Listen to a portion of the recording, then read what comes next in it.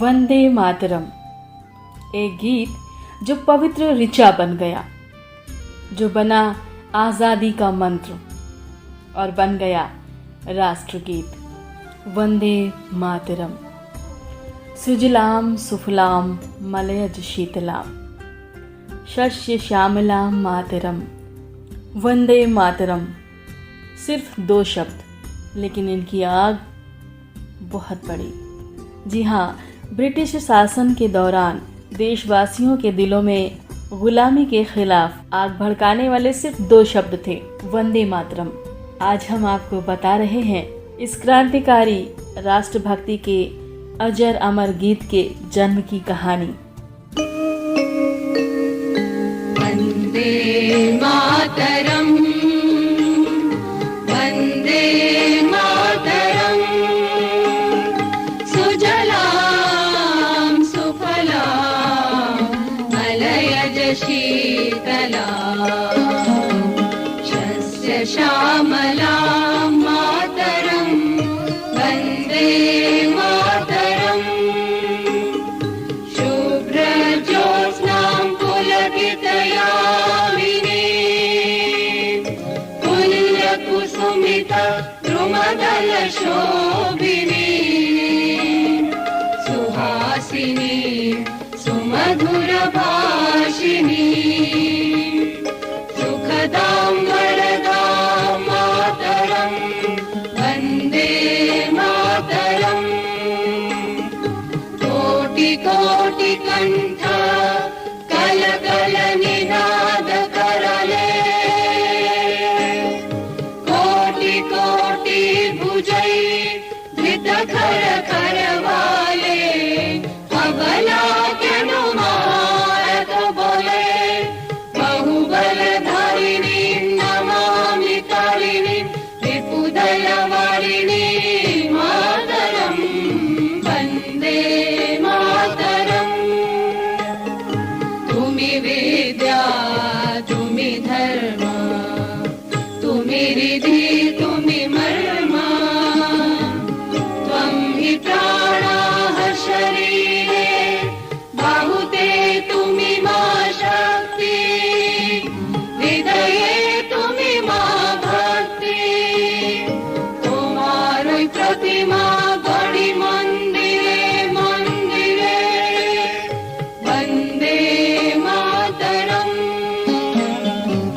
त्वं हि दुर्गा दश प्रहरण धारिणी, कमला कमल दल विहारिणी, वाणी विद्या दायिनी, नमामि त्वां नमामि कमला ममला अतुला सुजला सुफलां मातरं।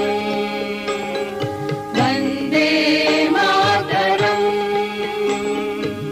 श्यामलां सरलां सुस्मितां भूषितां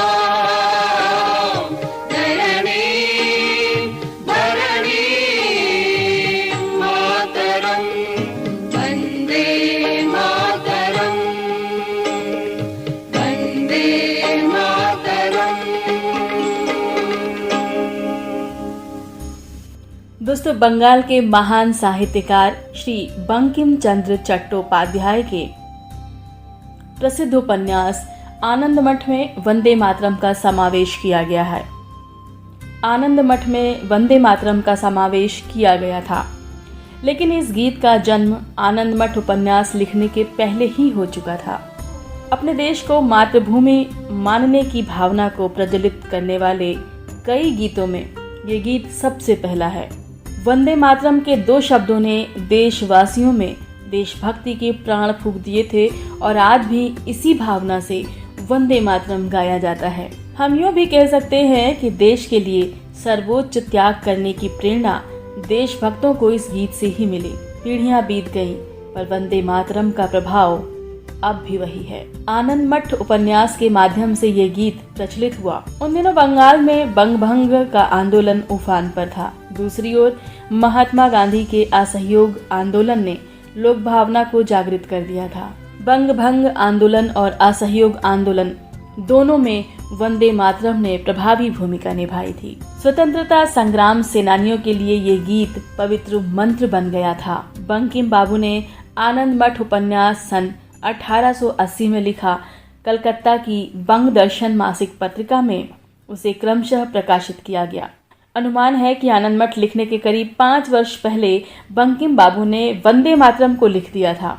गीत लिखने के बाद ये यूं ही पड़ा रहा, पर आनंद मठ उपन्यास प्रकाशित होने के बाद लोगों को उसका पता चला। इस संबंध में एक दिलचस्प किस्सा है। बंकिम बाबू बंग दर्शन के संपादक थे और एक बार पत्रिका का साहित्य कंपोज हो रहा था। तब कुछ साहित्य कम पड़ गया, इसलिए बंकिम बाबू के सहायक संपादक श्री रामचंद्र बंदोपाध्याय बंकिम बाबू के घर पर गए और उनकी निगाह वंदे मातरम लिखे हुए कागज पर गई। कागज उठाकर श्री बंदोपाध्याय जी ने कहा, फिलहाल तो मैं इसी से काम चला लेता हूँ। पर बंकिम बाबू तब गीत प्रकाशित करने को तैयार नहीं थे। दोस्तों, ये बात सन 1872 से 1876 के बीच की होगी। बंकिम बाबू ने बंदोपाध्याय से कहा कि आज इस गीत का मतलब लोग समझ नहीं सकेंगे, पर एक दिन ऐसा आएगा कि ये गीत सुनकर सारा देश नींद से जाग उठेगा। इस संबंध में एक किस्सा और भी प्रचलित है कि बंकिम बाबू दोपहर को सो रहे थे। तब बंदोपाध्याय उनके घर गए। बंकिम बाबू ने उन्हें वंदे मातरम पढ़ने को दिया। गीत पढ़कर बंदोपाध्याय ने कहा, गीत तो अच्छा है, पर अधिक संस्कृत निष्ठ होने के कारण लोगों की जुबान पर आसानी से चढ़ नहीं सकेगा। सुनकर बंकिम बाबू हंस दिए। वे बोले, ये गीत सदियों तक गाया जाता रहेगा। सन 1876 के बाद बंकिम बाबू ने बंग दर्शन की संपादकी छोड़ दी। सन 1875 में बंकिम बाबू ने एक उपन्यास कमलाकांते दफ्तर प्रकाशित किया। इस उपन्यास में आभार दुर्गोत्सव नामक एक कविता है। आनंद मठ में संतगणों को संकल्प करते हुए बताया गया है। उसकी ही आवृत्ति कमलाकांते दफ्तर के कमलकांत की भूमिका निभाने वाले चरित्र के व्यवहार में दिखाई देती है। धीर गंभीर देश प्रेम और मातृभूमि की माता के रूप में कल्पना करते हुए बंकिम बाबू गंभीर हो गए और अचानक उनके मुंह से वंदे मातरम शब्द निकले। यही इस अमर गीत की कथा है। सन 1896 में कलकत्ता में कांग्रेस का राष्ट्रीय अधिवेशन हुआ।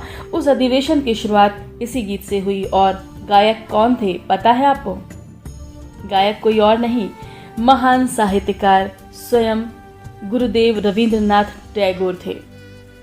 कितना भाग्यशाली गीत है ये, जिसे सबसे पहले गुरुदेव टैगोर ने गाया।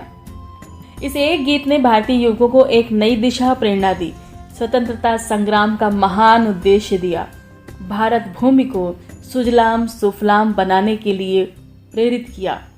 वंदे मातरम, इन 2 शब्दों ने देश को आत्मसम्मान दिया और देश प्रेम की सीख दी। हजारों वर्षों से सोया पड़ा ये देश इस एक गीत से जाग उठा। तो ऐसी है दिलचस्प कहानी वंदे मातरम गीत की। दोस्तों, इस गीत के उद्देश्य के साथ, इस गीत की प्रेरणा के साथ हम सभी आगे बढ़ेंगे और देश के आत्मसम्मान को बनाए रखने के लिए, देश प्रेम की भावना को जगाए रखने के लिए हर शनिवार मिलेंगे आपसे कार्यक्रम वंदे मातरम में, जहां जानेंगे देश से जुड़ी हुई बहुत सारी बातें, सुनेंगे देशभक्तों के किस्से और मिलेंगे जाबाजों से।